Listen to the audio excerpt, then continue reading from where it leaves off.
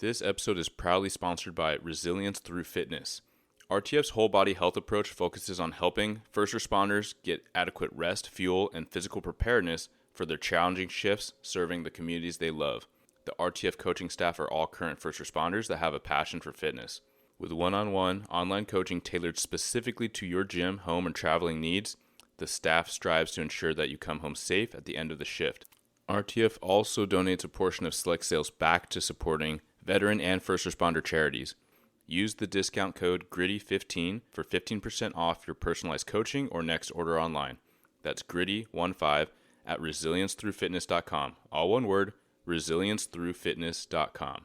Welcome to Blue Grit Radio, the podcast that explores making better cops for a better community. I'm your host, Eric Tung. I've been an active police officer since 2007. We will dive into the aspects of police culture, health and wellness, leadership, and mindset. You'll hear from experts not only from policing, but all industries as they relate to being our best with purpose, passion, and positivity. Join me as we share stories, lessons, and advice so we can all be better for ourselves, our teams, our families, and our communities. All right, everybody, welcome back to another episode of Blue Grit Radio. This is your host, Eric, and today I'm joined by a panel. So this is an exciting new thing we're trying to bring in experts from all different walks and ranges. But today we're going to be speaking a lot about fitness and preparedness, training, and that intersects a lot. I mean, that's like general physical preparedness, tactical ability, defensive tactics, but also, mindset and nutrition. Those are absolutely things that interplay, injury prevention, functional fitness. So before I keep going on and on and on about all the things that my guests could speak probably for hours and hours about, we're just going to do this crash course. So without further ado, I'm going to introduce Audrey Andrade. She has been on the show before. So episode 39, that's 39. Avoiding dogma was really like a huge theme from our past naval officer, our veterans. Thank you, Audrey. Can you please give us a little introduction about who you are, what you've done, and what you're doing now? Hey, Audrey Andrade, Instagram known as Wellness Audrey. I focus on staying consistent, specifically focusing on burnt out millennials. As a burnt out millennial myself, or at least I used to be. I'm a personal trainer and functional nutrition coach, and I help millennials and people like yourself get more consistent with a healthier lifestyle, focusing on staying active and healthier nutrition choices and life choices in general. So thank you. Awesome. A little sick. Awesome. Sorry about that. Sorry about my voice. Oh, you were fantastic. So next up, we have Taylor Huntman. Taylor also having a background in fitness and nutrition. So Taylor, can you please give us a little intro? So hi, I'm Taylor Huntman. I am a certified personal trainer as well as a sports nutrition coach. Clearly accompanied by my very boisterous Rottweiler, my best buddy. But I've been in the fitness space for quite some time, going on just about 10 years. And through my experiences in marketing, as well as tying in personal training, group fitness, things like that, I had the very unique pleasure of working with a tactical team here locally in Montana. And for a brief period of time, I was training them to increase their PFQ scores. So if you're a listener and you don't know what the PFQ is, it is your physical fitness qualifications for tactical teams. And so our goal within that team was not only to use fitness to increase their mental health wellness, but to also help them increase their scores and their preparedness as a team. Currently, I train clients from a very diverse scope. I train as young as 15-year-old athletes who are in volleyball, football, soccer, all the way up to 65-plus-year-old men and women who are just looking to increase muscle density, bone density.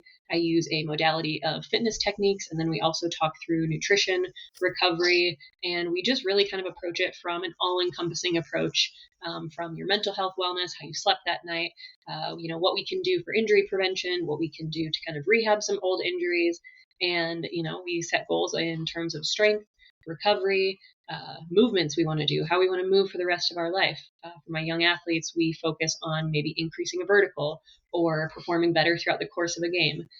So just kind of happy to join in on this big, broad conversation. Thanks for having me. Yeah, thank you. And last but certainly not least, Dr. Evan Kapler. Doctor, thanks for coming on the show. And can you tell us a little bit about what kind of doctoring it is you do and about Yes. your social media? Yes, sir. Thank you for having me on. So I'm a doctor of physical therapy. I'm a physical therapist by trade. I've been working with jiu-jitsu athletes for a long time now. That's sort of the area that I focused in on. I do, as Eric mentioned, I use social media. I post lots of things that someone can use on a spot off occasion. But ultimately, what I do is I build programs for people who are training jiu-jitsu to address injuries, address things that are most oftentimes haven't been addressed for many years. And then also build capacity, build strength, and build, longevity and promote, the ability to be able to do these things, whether it's jujitsu or whatever it is for a long period of time. Yeah, awesome. Awesome. So, in talking with these different we'll call them health experts for today, I recognize, and we were talking a little bit before the recording started, but we could go all kinds of different roads, right? We talk about injury prevention. We could talk about like movement itself the whole time. Clearly there's some experience with nutrition. Dr. Evan being a jiu-jitsu practitioner, like athletes have to mind their nutrition. Audrey, shout out, you just won your competition, BJJ competition. So there is that like tie into actual like the necessity to mind like what you're bringing in, and for first responders, that can be such a challenge. So, although I do want to spend a lot of time talking about fitness, maybe we'll just start with like nutrition. Like, what are we putting in our bodies? And anyone that wants to kick it off, I'm like, for the beginner, and I have my own, my opinions that I've spoken or written about, but like for the beginner where it's just so daunting, there's so much freaking information out there, what to eat, what not to eat, this prescription, this, you know, do I eat plants? Do I eat animals? Do I eat none of it? Do I eat this like powder stuff? Who wants to start? I can kick that off. So, in the experience I had working with the team locally, we did talk about nutrition, and it was pretty eye opening for them to admit, like, yeah, sometimes we just don't eat.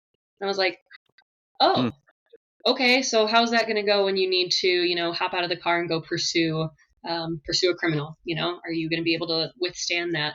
And so we really focused on, food availability. Living where I live here in Montana, we don't have a Trader Joe's, we don't have a Whole Foods.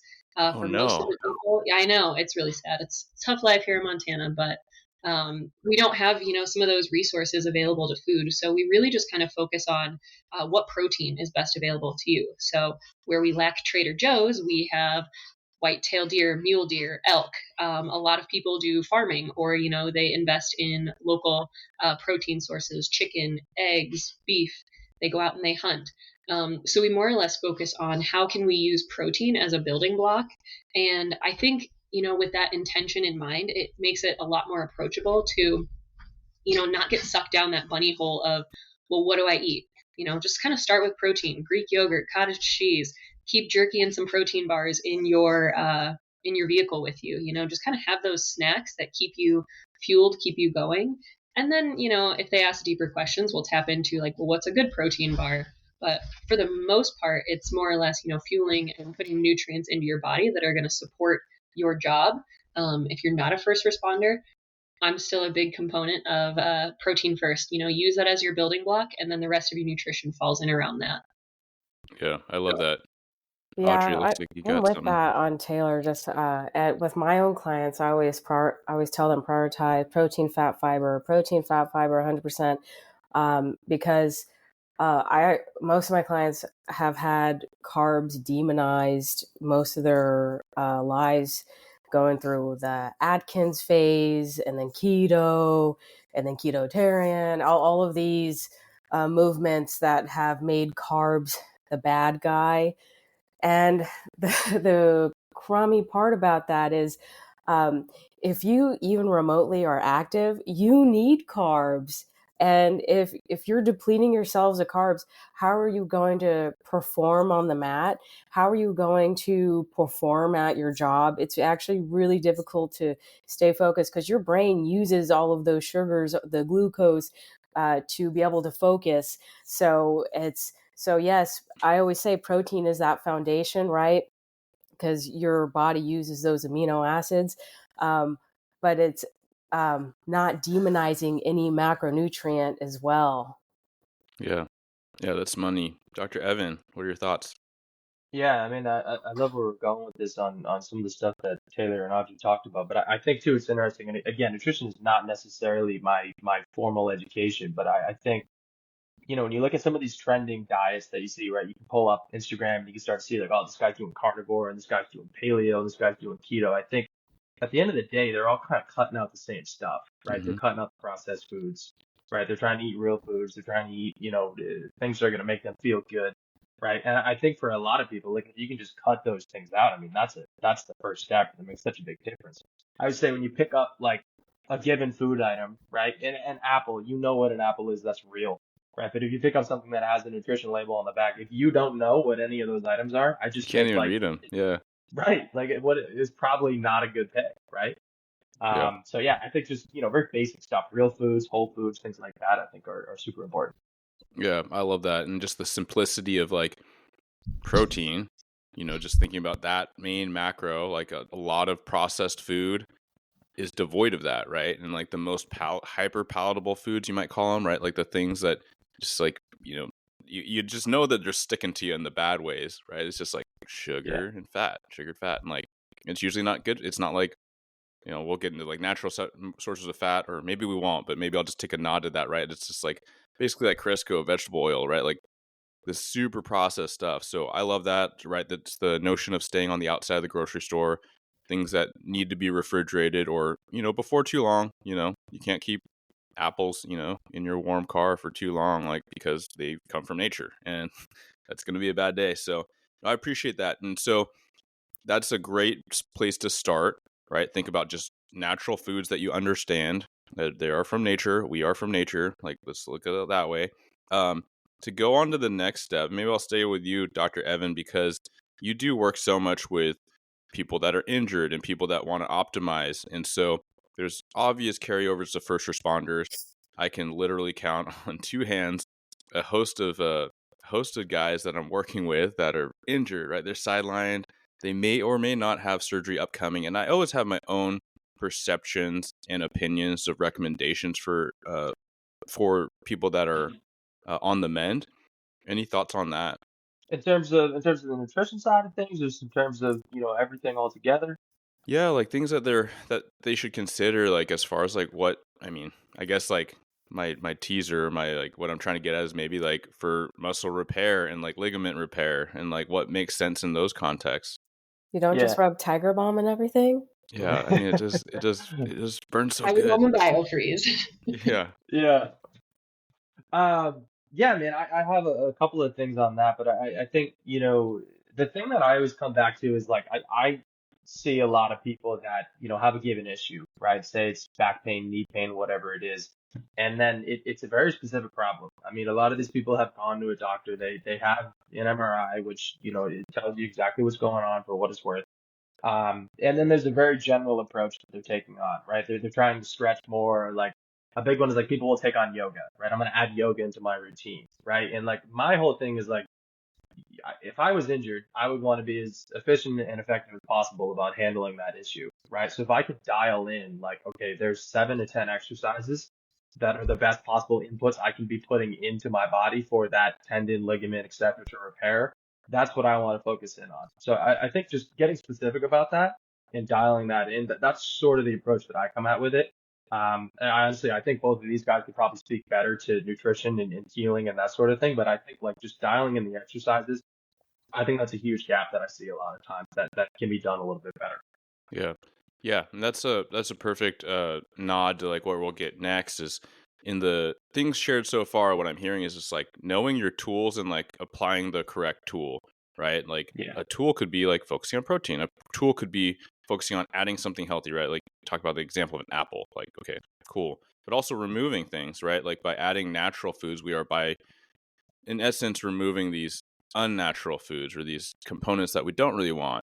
And then kind of what you're saying, Doc, was like, we think about the specific exercises to focus on, then we're not just like arbitrarily adding something like yoga. Yoga could be great. It could also be terrible. It could be exactly what you do or don't need. Right. Right. So I guess to pivot back, and maybe we'll start kind of closing the loop on nutrition. Taylor or Audrey, do you want to offer anything as far as like kind of maybe the next level, if listeners want to look at it like that way? Yeah, so I love that, Doc brings up like you have to do the things. And that's one thing I tell all of my clients. You have to do the homework.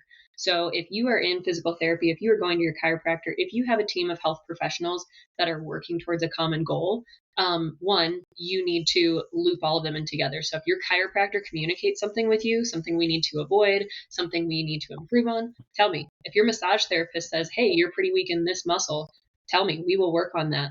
But we also kind of talk about like we'll tap on the nutrition just a little bit because again, it can be so overwhelming. Having the world at our fingertips is a double-edged sword in that sense. So I just, we really talk about eat those highly uninflammatory foods. So, stay away from seed oils, try to avoid sugars, eat healthy proteins, eat good fats. If you're somebody who likes supplementation, I talk about like tart cherry juice, turmeric, curcumin. Make sure you're up on your fish oils, your glucosamine chondronate. I'm saying that wrong. I know I am. But, we talk Yeah. about supplementation and then, just eating the healthy foods, kind of circling back to that whole like as minimally processed as possible, decrease the inflammatogens in your body. And that gives your body the opportunity to heal and, do your homework in that sense. So do the physical therapy, do the things your chiropractor is telling you. If you're somebody who likes to run and we've talked about your running and I say do 20 squats and 20 glute bridges before you go run to fire your glutes, do it. Otherwise, nothing changes if nothing changes. Good point. Well said. Audrey, any thoughts there? Honestly, in regards to nutrition, I would say before you start taking out, like consider adding because tape removing could be so restrictive and you could definitely get into a very tough mental space that way. And so I would say a gentle approach is to keep adding before you even consider removing anything at all. So consider adding more protein before you start decreasing calories. Consider starting to like add in the tracking of your food before you start removing all of the processed food in your diet. So it's like, so instead of continually subtracting from your life, like think of what can you gain from this new lifestyle that you're implementing, right? So it's not a take away, take away, take away. Like you are adding to your life. So if you shift your mindset that way, it's certainly more easy to approach that lifestyle change. Yeah, that's a good point. And I feel like that restriction is very real. And then for a lot of the first responder types, like if you're already listening to this, then you're definitely more niche than just general first responders. But a lot of us are pretty hard chargers, pretty driven in whatever the thing we do. We go full bore. It's like all or nothing.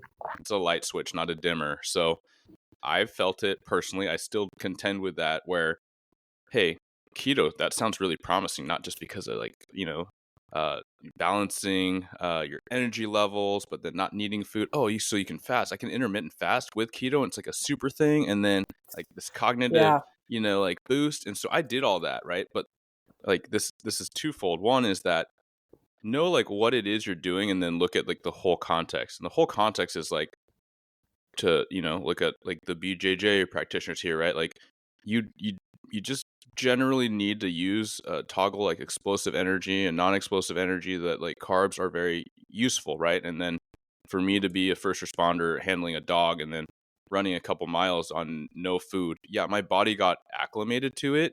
Was it optimal? Looking back, for me, certainly not. And looking back, for me, taking my hormones in a in a very real way, like certainly not, right? So I did have this element, that I listened to so many anecdotes of like, hey, you just got to drive through, and it'll get better. And I'm like, well, okay, like I can do stuff. I'm no quitter, but like really like mind the whole thing and like what you're doing, what your main goal is, and then tear it down. absolutely. Yeah, well said. Oh, no, I was gonna say it's interesting. I feel like, you just touched on something that I think is interesting, but I feel like a lot of times the first step into like working on health, nutrition, whatever it is like you catch on to one of those trends, right? You catch on to like, I'm gonna do keto and I'm gonna add in fasting, right? And then I think most people at a certain point kind of go a little overboard, and then they scale it back and they say like, okay, what are the principles that were important there, right? And that's sort of where you kind of end up with it. I don't know if that's a shared experience here in the group, but I feel like I definitely had that same experience as you just kind of Yeah. explained. Yeah, this detrimental all or nothing mindset. It's Yeah, like we got to get rid of it. Like this, we have to understand like it's okay to do something in moderation. It doesn't have to be, oh, if I can't walk, do a 4 mile walk this morning, I'm not going to walk at all. You know, like no, it's okay to do a half-mile walk with your cute little dog on your bed that was there. It's it's like no, like you don't have to just do go totally hard and then or just sit on the couch and do nothing. Like it's okay to be comfortable in the in between. Yeah, and to like circle back to something that both Audrey and Doc brought up is, people are really into like these trending diets right now. And I mean, Audrey, I'm sure you can count too. It's probably one of the first questions people ask you. Like, you go to a party, people know you're a personal trainer. Like, what do you think of the carnivore diet? And I mean, Yeah. I'll reiterate the same thing each and every time somebody asks, carnivore, paleo, Whole30, keto. It's a great tool to start with. Like if you are kind of new to getting a diet figured out, that is a great tool to start with. But to circle back to Audrey's point, like that full on restriction and, removing everything you've eaten for years and years and years, and then being like, all right, I'm full bore keto and intermittent fasting, that can hurt your body just as much as it can feel good in the moment. And, Eric, you've experienced that too. Like, yeah, it's great for a little while, and then your body like tanks out on it because we don't have that balance and that symbiotic relationship of food to our body to our performance. Yeah. And I think that all these things can be so helpful for different reasons, right? I do think I built a strong mindset from doing intermittent fasting, and I learned a lot about what my body's capable of. I certainly learned that, like, it's not a deal breaker if I skip a meal. Like, that's very empowering. But at the same time, it can breed so many neuroses and this additional stress. And same thing for like fitness, right? So I'll give a little anecdotal story, for that full like all or nothing, and that's jumping into BJJ not super long ago, where I felt I'm not doing it right now, and so for those of you that are like, "Ugh, quitter, whatever, right? But I realized it wasn't serving me in the ways I had sought it to serve me, right? Like I've reflected a lot about it, but I was going like I wanted to go 2 to 4 times a week because if I didn't, I feel like I was slipping too much. Like I wasn't building the momentum I wanted. And then I was getting hurt a lot. And then I was not taking the appropriate time away in my, late 30s to get back in rolling with like young 20-year-olds. And so ultimately with everything that I was working on, I was like, okay, this is going to take a backseat because it's creating more stress for me at this moment than what I intended it to be, which was I intended it to be a fun stress reducer.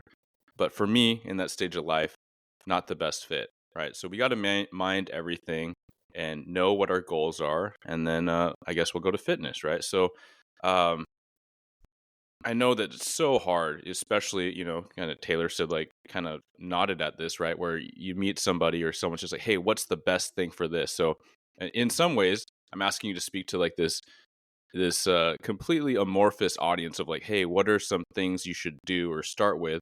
So for those that are just completely like gym is intimidating and movements and all this stuff, all this noise, like CrossFit, cardio, yoga, hot yoga, TRX, like what should I get? Like, how do I start? Like, there's a million types of squats. Like, I don't even know what to do. Like, let's start vague and what your main tips may be for someone that's entering that space or they're re-entering that space, because it could be just as daunting for those that grew up playing sports and they felt so confident, and now they're like, yeah, like life, career, kids, and they're like, I just want to not hurt. I just want to not hurt getting out of bed. So, as a fitness class queen, I am always pro fitness class.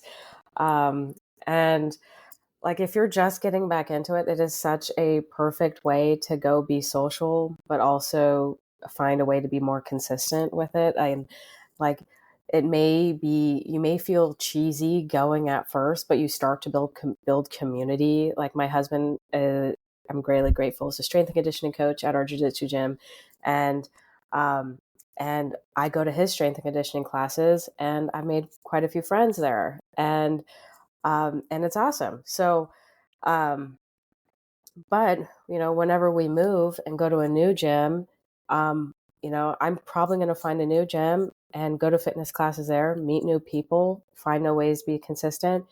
Um, but even if I, didn't have a fitness regimen, that's what I would recommend to someone because it gets you there, right? Because you don't have to even think about it. You don't have to think about programming. You don't have to think about talking to your neighbor because you're focused on the workout. So it's social, quote unquote, without you actually having to be that social. Yeah, that's a cool thing, right? You're just injected in this community, and pretty quickly after the 6 weeks or whatever, 5 sessions, whatever you sign up for, you'll probably have a sense of like, I like this or I don't like this, or maybe what do I like about this, right? Do I like the environment? Do I like the pace? Or is that what I don't like? I like to do my own self-guided thing, and so that could be very informative. Absolutely. I think, moving on, I like that you bring up like the self-guided thing. I actually started my fitness career being a Zumba instructor. I'll throw myself under the bus.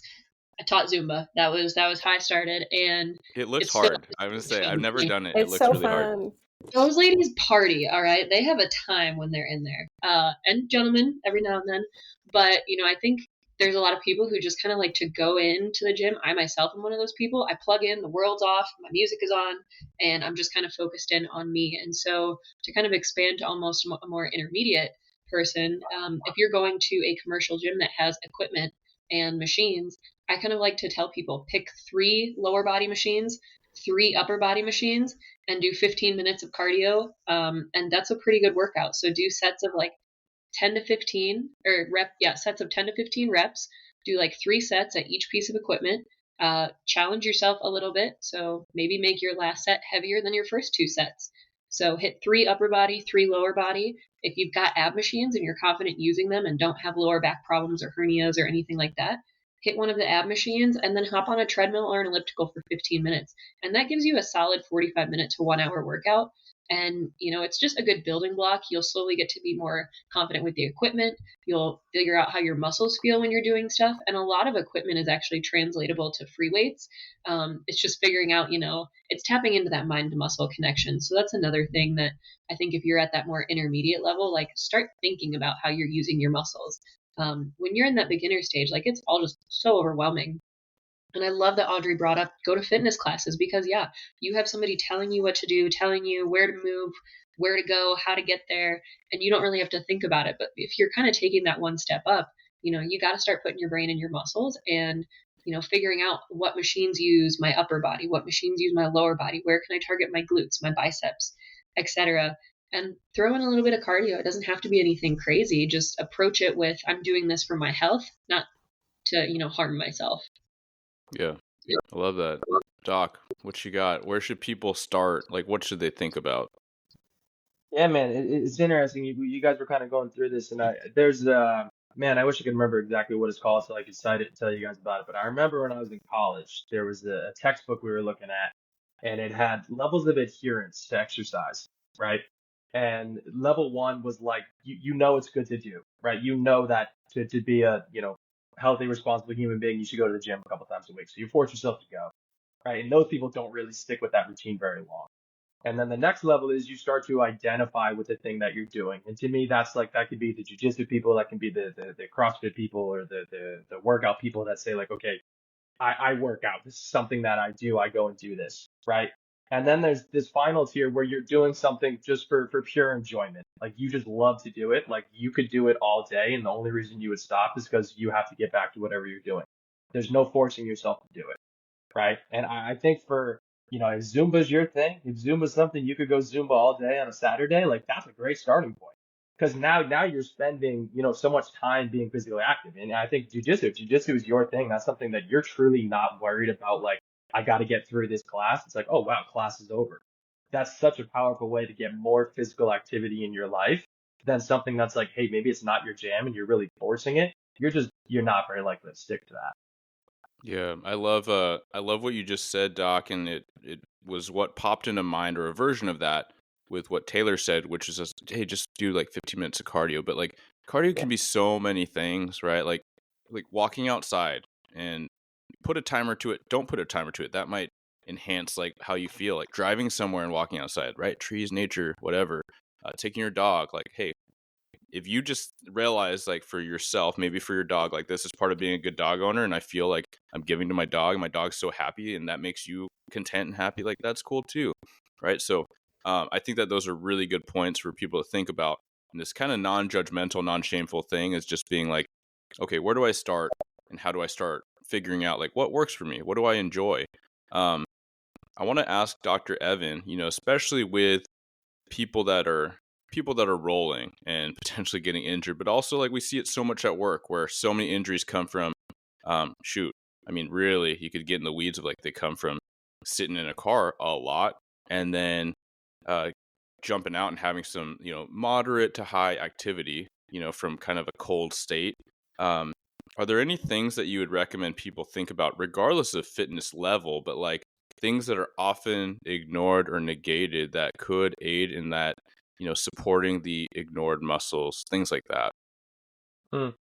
Yeah, I mean, I think that's a perfect segue into kind of like the next step. And I actually think the example of someone who is, let's say, a police officer, where you are sitting in your car for a long period of time. Let's say you take the advice, you're listening to this podcast, you go and you start jujitsu, right? And it's something that you get into, and it's something where you have that sense of pure enjoyment, and you get to the end of the class, you can't believe it's over.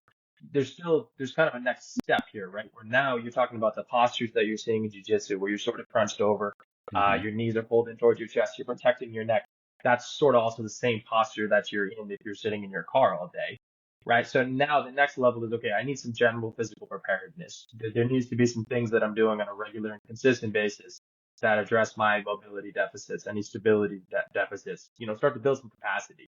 But I think the next step there is actually starting to say, what's cool about it is if the reason that you're doing these things, the reason that you're going to go out and, work on this physical preparedness is because you love doing X and you want to be able to continue doing that, it's easy, right? If you're just trying to do that because you know it's good for you, that's a little bit more difficult.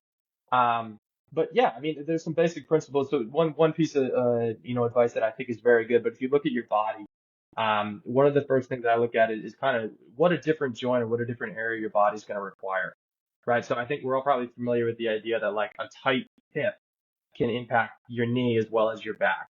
Right. So the way that works, the simplest way that I usually explain it is that alternating joints in your body are going to thrive off of having adequate mobility or stability. Right. So your ankle needs to be mobile, knee stable, hip mobile, lower back stable. So it sort of alternates, right? Thoracic spine mobile, shoulder stable, neck stable.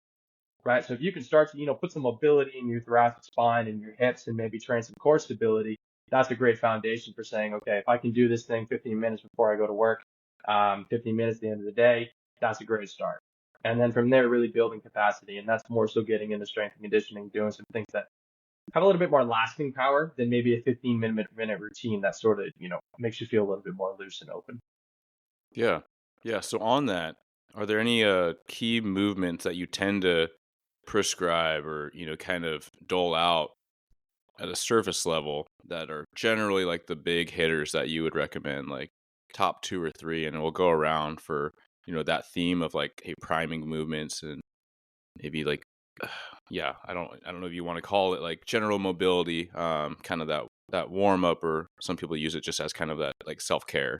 Yeah, so I would say, in terms of top thing, I'll give a couple of general categories, but I think number one, very low hanging fruit is using a foam roller. I mean, if people who haven't, I've never seen someone stick with the process of foam rolling on a consistent basis for 6 to 8 weeks and not notice a huge difference, right? Like if you've never done it before, they cost $9, learn how to do it. And it's something that's an immediate value add, right? Number two, I would say, I'll speak a little bit to back pain. That's something I see a lot of, and I imagine a lot of first responders see. Mm-hmm. The core stability. Go look up a guy named Stuart McGill. Okay, this guy's a spine researcher. He's been researching spine for 30 years. The foundational exercises that he uses are designed to take the load off the spine, maximize all the muscle activity around there. If that's something that you're dealing with, because so many people are dealing with that, and it is something you can kind of get by for a number of years, but that's a great foundation for addressing lower back pain, core stability. Other than that, I would say 2 days a week working on strength, resistance training activities. I think that's a good kind of third thing to work on. And it can be based on whatever equipment you have available. If you like going to the gym, if you got a kettlebell at home, but a couple of days a week working on like actually building something that's going to tolerate things better. Yeah. And I cheated. You said 3 exercises. I No, gave 3 that's like great. No, concepts, that's but great yeah. because we're gonna roll it over to Audrey. Foam roll it Cool. over to Audrey. So, what would you add? What would you add? Because I see a lot of head nods for those that listening. You know, we're not video capable now, but lots of head nods from around the virtual space. Yeah, I totally agree with Dr. Evan. That strength training regimen, amazing. I I would add that mobility regimen. The person I recommend, she isn't a doctor. She has these just fun mobility videos. Her name's Julia Reppel. She's from like New Zealand or something, but she has these fun Kygo mixes playing. She doesn't say anything. She just does these mobility movements, like shoulder cars and spinal movements. Um, like you know, if you just do like between 5 and 15 minutes of mobility, like even if it's just like before your lift, right? You do some shoulder rotations, you do some spinal flows, some hip openers, um, like that's probably like one of the best things you could do. I always recommend it to my clients as well, like before their lift. If they don't want to have a separate mobility session, just add it before and or after the lift, and boom, you've added mobility to your week, and you were extra efficient about it. Um, and yeah, that's like for as for fitness. I would also add like just a morning walk. I talk about this on my Instagram nonstop. I love I it am actually. It makes me like feel Yeah. empowered, less guilty because like walks can be so leisurely, but that's I really great when they know, are. Yeah. like I know, and I'm like, I'm a jiu-jitsu athlete, right? But I'm like, and I lift 4 times a week, but I'm like, get that morning walk. You walk at lunch with your dogs. Like, I can't stress it enough. Like, you wake up in the morning and you get that morning walk, get that natural sunlight in your eyes, and um, I that's just going to prime your body for the rest of the day. Get the juices flowing, make you feel more ready to move your body throughout the rest of the day, more likely to fall asleep at a regular time, and um, and feel better and recover better from the lifts that you do. So, uh, morning walk, morning walk, morning walk, because even on your rest days, like you don't have to just sit around on your rest days. Like, in fact, it's good for you on the days that you're not lifting to stay mobile, to stay loose, to stay Mm-hmm. at least slightly active with those walks, because like you're still moving your muscles and you're not just staying stiff sitting down, right? Because you're like that, because like what is a sedentary lifestyle? You're just sitting around hours at a time, and anti-sedentary is standing up and moving around, right? And I mean, I'm not saying go out and do suicides on a field, right? Like that sounds terrible, but a walk with your dog is much more pleasant. So why not do the more fun activity, the more leisurely physical activity that's going to help you stay more consistent with your goals? Yeah, I love the notion of active rest, right? So it's just like, no, just you're not couching it all day. Like you need to get air, you need to get moving, you want to get your blood moving, you want to use your lungs, you want to get nutrients flowing through your body, right? Like let's Mm-hmm. mobilize all that. For some of the listeners, and I've been here, I'm nowhere near this in this chapter of my life, fortunately, but you're almost like the gymaholic where you hear active rest and you do hear, all right, 8 mile hike, let's go, right? Like you do hear, oh, active cardio, so I'm gonna do the rower, I'm gonna do ski erg, I'm just not lifting weights. But you're like, no, like look at your context and recognize like you need Yeah. some rest, and we'll get back to that in the next piece. So Taylor, what you got? Yeah, I mean, love exactly what you guys are saying. I'm a big wake up and go for a walk person myself. Like, that's fantastic on the days where I'm doing active recovery. It's like, well, what am I going to do? Go to the gym and do 45 minutes on the rower and then the bike and then the Stairmaster? Hell no. I want to go for a walk outside. It's beautiful. I know it's good for me. Doc, love what you're saying about mobility and those motions. If I had to pick three, we live in a very forward focused world, not in the sense, we're always moving forward, we're always traveling forward, driving somewhere, walking somewhere, but also in our posturing. We're in a very forward world. We're either on our phones, whether we want to admit it or not. We're either on our phones, on a computer, driving a car. Everything pulls us posturally forward. And so one of the first things I do with any client I bring on is we do resistance band face pulls. We just grab a resistance band, loop it around something, and we either do face pulls. If we don't have something to loop it around, we do rear delt pulls. We want to wake up those muscles that are behind our back that help pull us forward. Because, Doc, I'm sure you see this, but tension headaches and shoulder problems and neck problems and back problems are almost a chronic thing. And it's because we're so far pulled forward, those muscles want that attention. So face pulls are a really big one. If you are of the physical ability, I love hanging shoulder retractions because our forward posture also pulls our shoulder blades forward. And so when we're doing a lot of back exercises, most people will have raised shoulder blades from their rib cage. So hanging shoulder retractions are probably in my top 5. And then I'm a really big fan, I'll say two more, runner's lunges. Low runner's lunges where you're really active. I love throwing a thoracic rotation in where, you've got 1 foot forward, 1 foot back, big stretch in the hip flexor. You put one hand on the ground and you get that nice thoracic rotation, really opening the chest, really opens the hips, opens up the highway of the spine for that nervous system communication. And then as silly and as simple as it sounds, chill out and yogi squat. That is a very primal motion that we are able to do as children. And over the course of our life, we oftentimes lose that ability. We lose that mobility and that strength in our hips to just sit in that really deep squat. So I will put most people in yogi squat for anywhere from 15 to 20 seconds before we go do a leg day, a back day, anything like that, because you should be able to just kind of sit in that state. We're not meant to sit in 90-degree angles all the time. And that's where, in my own practice that I've noticed, people have back problems or a tight psoas or tight hip flexors. And then in addition to lifting, 2 days a week, throw in a dynamic warm up. Don't just stand there and do a quad stretch or a forward fold. That's stretching your muscles. You're not really priming them for movement. You're just kind of giving them some elongation. So by dynamic, maybe that's kind of just some side shuffles. Maybe it's some squats. Maybe it's hand release push-ups where you're just kind of focusing on getting that full range of motion in a push-up. Do something that's going to prime you on your lifting days for those lifts. Mind to muscle connection is a huge thing for me. So if you can't wake up your muscles before you're lifting, you're going to have a tough time getting the right muscles to do their job in that lift as well.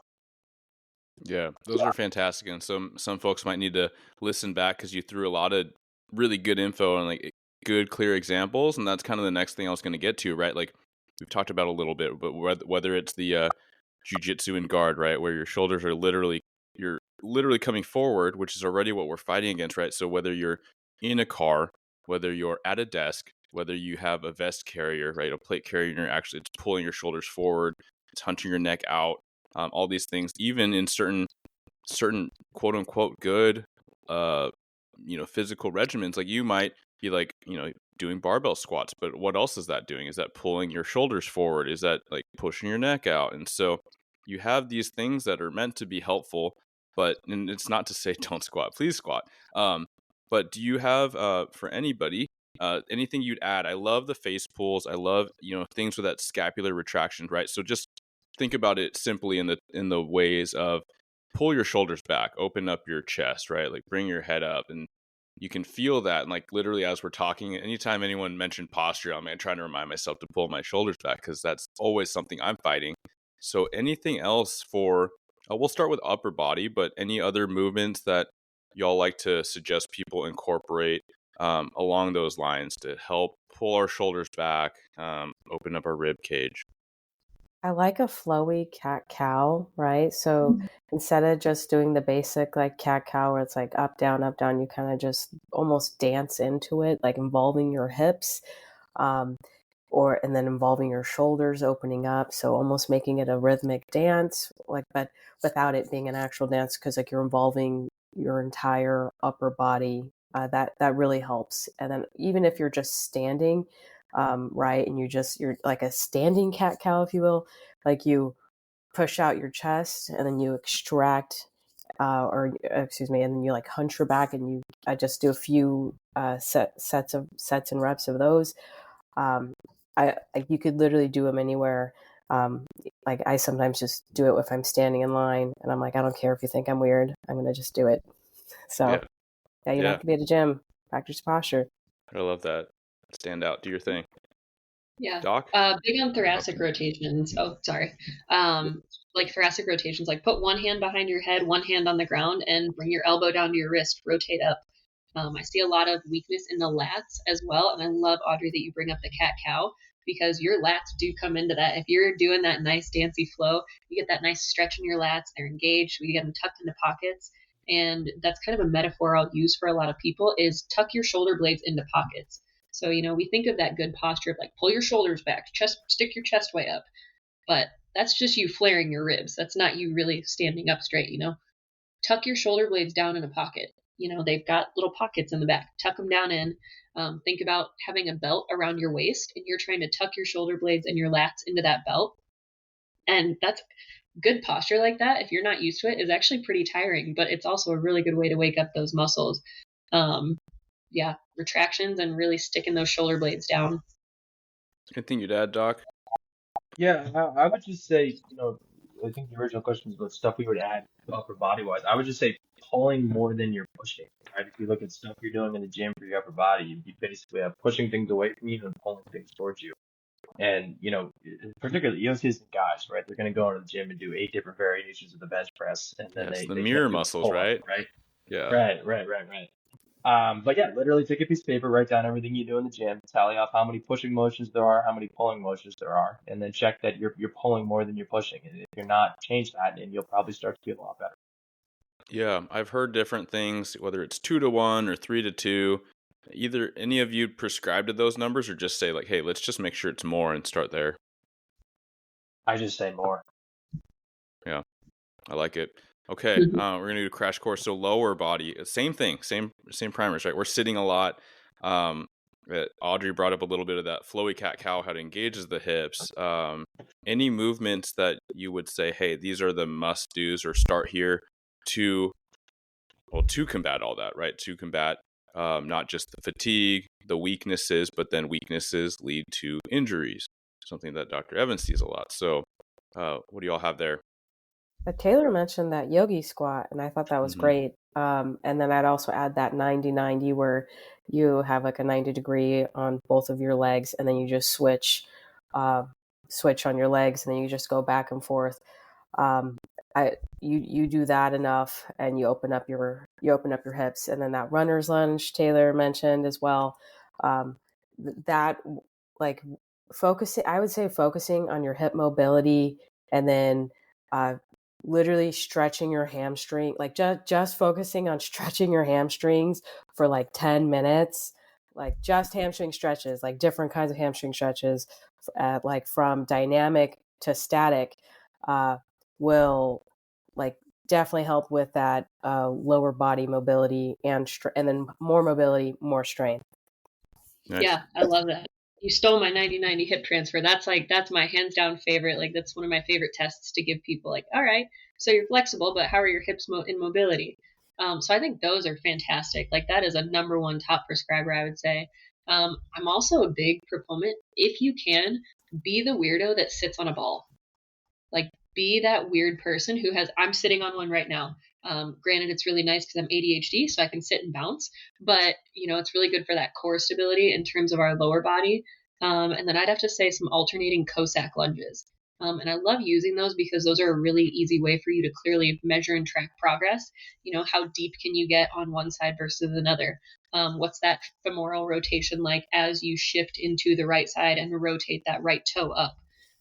So I love using those as another tool for like, okay, let's really work through some hip mobility. I like that they incorporate the knees as well. And then circling back to resistance bands, I love them. They're fantastic. I myself have had 2 orthopedic knee surgeries, so I continuously am doing work around my knees and making sure they're strong. So taking a resistance band and looping that around something vertical and then stepping your knee into it, you'll sink down into kind of a micro squat. So like a third of a squat, not even a full squat. And you'll loop that around your knee and then focus on rotating your femur from your hip in towards your big toe, bringing the knee in. So those are knee adductions, and then facing opposite way, pushing that out then towards your pinky toe. So focusing on rotating that femur in and then rotating it out without overly rotating through the knee as well. So knee abductions and adductions too. Nice. Dr. Evan? Yeah, I would say, you look at the lower body, we talked about pushing and pulling for the upper body. You have lower body pushing and pulling too, right? Your pushing movement for the lower body is going to be squatting, a little bit more knee dominant, and then you have hinging, which is going to be more so the backside of your body, right? So I probably want to make sure that I'm balancing that out a little bit as well. And then the other thing I'd add to that is like, I think a lot of times we talk about lower body training, people think about squats and deadlifts, right? But I think one thing that's interesting there is like if you really, I mean, everyone here has probably done a heavy back squat or deadlift at some point. If you think about the limiting factor on that, right? If you were to go in the gym and just keep adding plates to those movements, I think for many people the thing that would sort of fail first would be your back or your core, your ability to maintain spinal position. So like, your glutes. Make sure you're training exercises where your glutes, your hamstrings, the back side of your body are truly like limiting factors here. Solid. So, we talked about these movements, and I hope that the listeners are picking up that these are direct correlations or suggestions to aid in injury prevention, right? Like building up these the stability, so that we are primed, not just optimally, but then we're not sidelined, which is clearly suboptimal. I think one more thing popped up where I just want to throw it around the room, where maybe it's an underrated strength or resistance exercise for the purpose of functionality, right? We spoke clearly about, whether it's Taylor's working with cops and tactical training. Audrey has the range of experience, and then Dr. Evan with just like physiology, like how we should move, but also in sport, and that the carryover to combat for first responders, cops specifically. So anything jump out at all of y'all, whether it's like, this is the end all be all movement, or this is like extremely underrated and I love it for these reasons? I will jump in first and say the Romanian deadlift. Hands down, one of my absolute favorites that I think is so overlooked, because most people struggle with the form of it. And there's so many times in life, like we pick things up off the ground on a very regular basis, whether you're picking up your kids, your bag, whether you're mopping or standing up or weeding or doing work in your yard. Like there's so many different things that we have that hinge-based motion. So I'm a really big fan of the Romanian deadlift. My favorite metaphor to use for it is, my mama didn't raise no quitter. I am a one trip from the car after I go to the grocery store kind of person. And when you have all the bags in your hand, you don't want to kick your door shut and leave a dent. So you're going to shut your door with your butt. And that's our motion for the Romanian deadlift. If we have to break it down into a very, very basic form, it's, that's something everybody does. Y'all go to the grocery store, shut the door with your butt. But I think that helps link people into the hinge of it. And then, we'll usually use like a PVC or a weighted pole, and I will have them hold it behind their back. And we say 3 points of contact. So if we're working on building that form for you, you have to keep that pole attached to your head, your shoulders, and your tailbone in that hinge. And I love that Doc brought it up earlier. Like a hinge-based motion is one of our most powerful motions. If we can hinge from our hips and not drop our core, not drop our chest, have strength in our legs while we're doing that, like that's a superpower right there. Yeah, I love that. Not everyone does go out and get groceries anymore, though. So a little shout out, if you hate walking, maybe you should force yourself to get your own groceries. You have to interact with some people. Yeah, or we're not all in Montana where we can just drive by and just like snag an elk, down the highway. So throw it in the back. All right, who's up next? Well, for me, I do love a deadlift, but my favorite is the single leg deadlift because you have to use balance, and balance is one of the first things to go as you age, and then after that is like your glute strength to do a basic squat, and so it's really sad when you hear about these old people tripping because they lose their balance, right? And they can't regain their balance.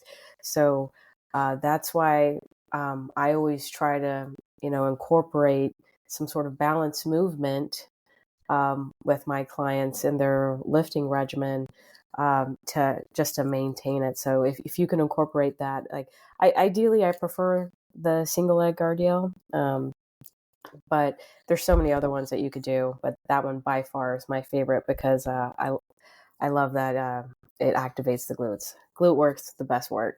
All right. Doc. Yeah, I would say, I sort of love these thought experiments, right? Like if you could only do one exercise for the rest of your life, I love kind of playing with that a little bit. But I think for me, I'd have to say Turkish get up. If you know what that is, you know what that's all about. But basically, what it is you're lying on the floor.